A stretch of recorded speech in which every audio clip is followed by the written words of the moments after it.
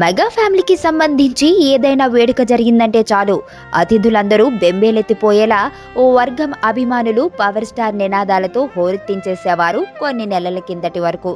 ముందు ఈ గోలను పెద్దగా పట్టించుకునేవారు కాదు, కానీ కొన్నాళ్ల తర్వాత మరీ శృతి మించిపోవడంతో మెగా ఫ్యామిలీ హీరోలకు చిర్రెత్తుకొచ్చింది. ముందు ఈ గోలను పెద్దగా పట్టించుకునేవారు కాదు, కానీ కొన్నాళ్ల తర్వాత మరీ శృతి మించిపోవడంతో మెగా ఫ్యామిలీ హీరోలకు చిరాకొచ్చేసింది. నాగబాబు కోపం ఆపుకోలేక ఓసారి పవన్ ఫ్యాన్స్ మీద విరుచుకుపడ్డాడు కూడా. అయినా పవన్ అభిమానులు తీరు మారలేదు.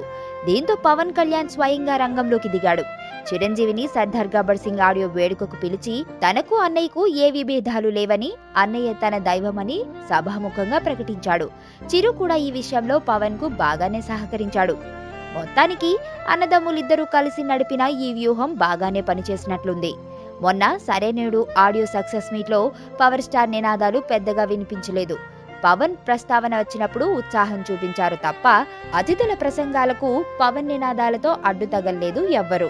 అయినా ఆ వేడుక జరిగింది వైజాగ్లో, అది కూడా ఓ ఓపెన్ ప్లేస్లో కాబట్టి దాన్ని పక్కన పెట్టేద్దాం. తాజాగా సుప్రీం ఆడియో వేడుకలో కూడా ఇలాంటి ఇబ్బంది ఏమీ కనిపించలేదు. పవర్ స్టార్ నినాదాలు పెద్దగా వినిపించలేదు కాబట్టి చిరు పవన్ వ్యూహం ఫలించిందనే అనుకోవాలి. కాకపోతే నాగబాబు మీద పవన్ అభిమానులకు కోపం ఉంది కాబట్టి వరుణ్ తేజ్ సినిమా వస్తే మళ్ళీ ఈ గోల మొదలు పెడతారేమో చెప్పలేం. ప్రస్తుతానికైతే పవన్ ఫ్యాన్స్ అదుపులోకి వచ్చినట్లే కనిపిస్తున్నారు.